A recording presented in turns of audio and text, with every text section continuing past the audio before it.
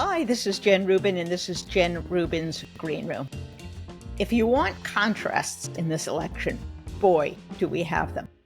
Last week, the president spent his time overseas talking about democracy, talking about decency, talking about standing up to tyranny, representing the United States on the world stage.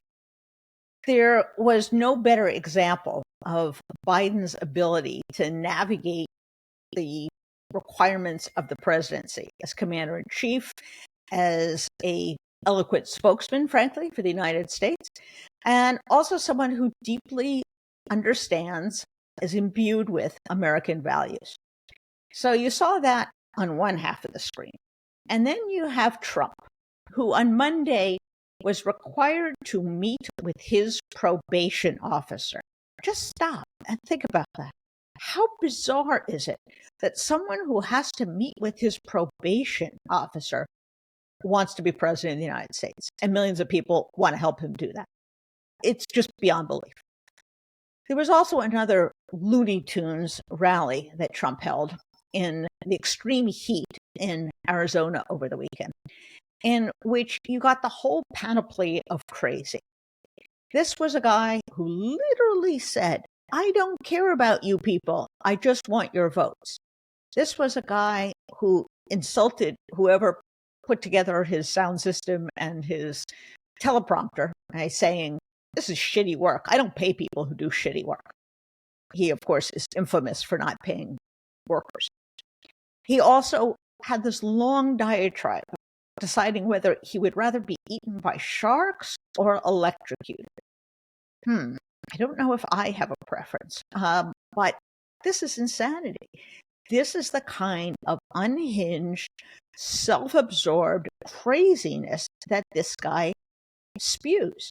And of course, now he is talking almost nonstop about vengeance, about prosecuting his enemies. It's not because they've done anything wrong, of course. It's simply because he was prosecuted.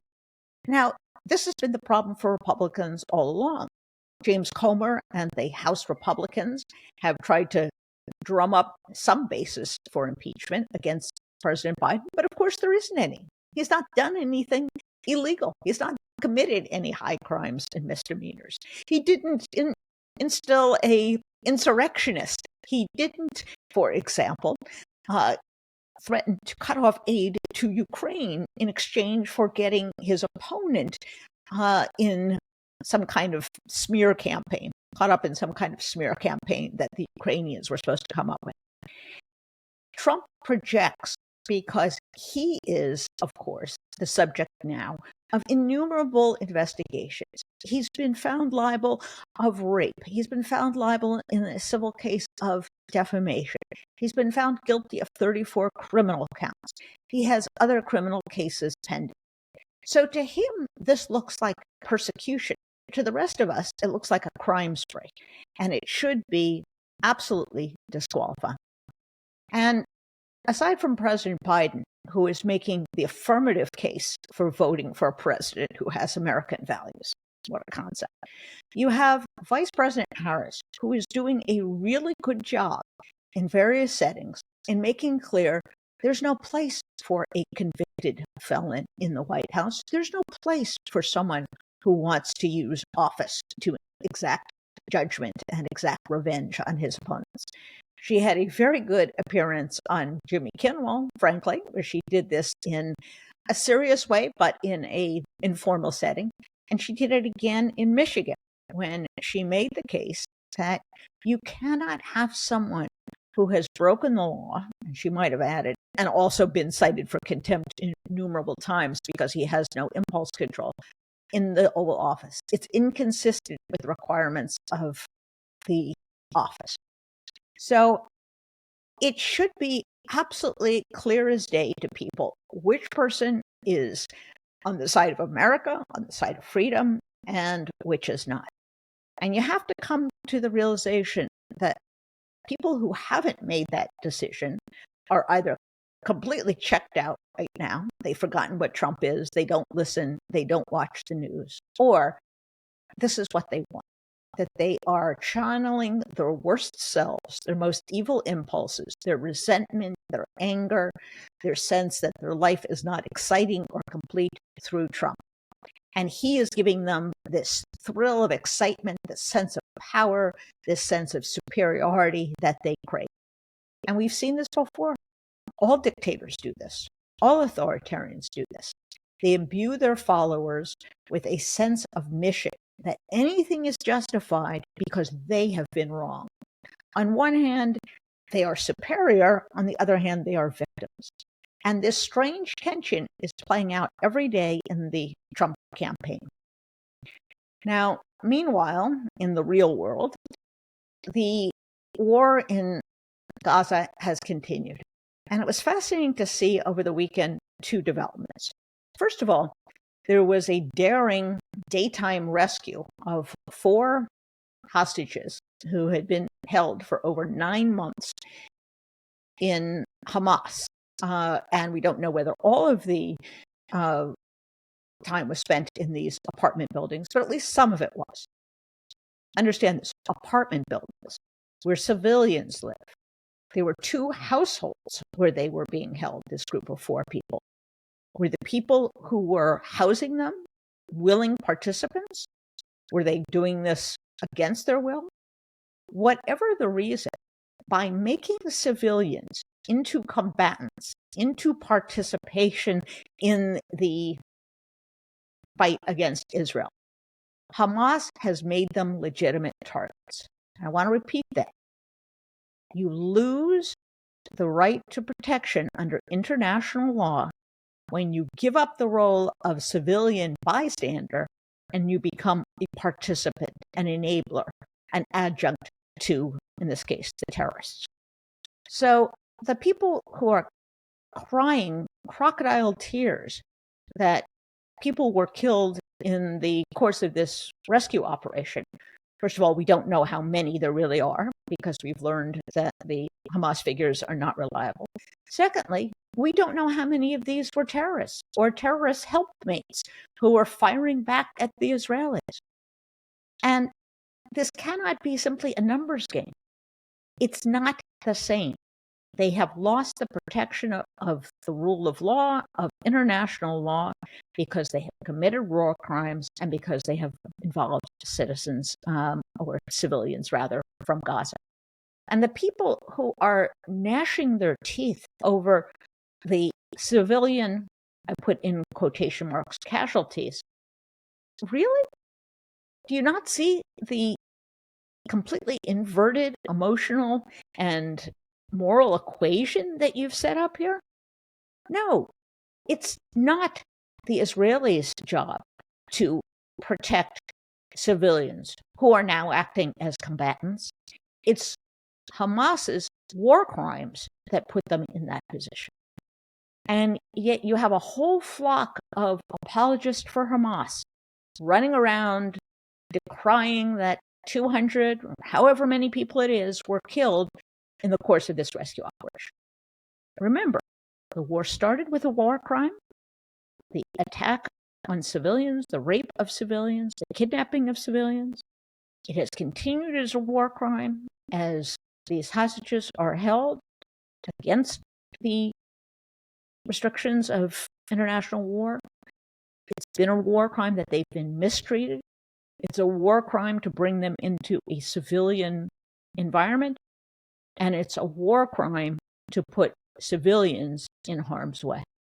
So I think we need to kind of rethink the moral equation here. And just to point out how bizarre things have gotten. There was a protest at the White House over the weekend. Now, many in the media labeled this pro-Gaza or pro-Palestinian. Really? These people were calling Jews pigs. They were calling for jihad. They were inviting Hamas and Hezbollah to kill, quote, Zionists. This was an explicit identification with, one participant said, sympathizing with Hamas. This is nothing but support and cheerleading for terrorists. This is not about human rights. This is not achieving dignity for the Palestinians. This is about killing Jews, and this is making excuses for terrorists. And the people in the media who have been insisting, no, it's not about that. It's all about the Palestinians. Where were they? Why did they not come forward to condemn this? Why did they not say, this is not what we are all about? We condemn this in the strongest terms. Silence. Chirping birds. There's been a serious moral collapse among some in the course of this war. And I think we need to get our bearings. I think we need to remember who started the war.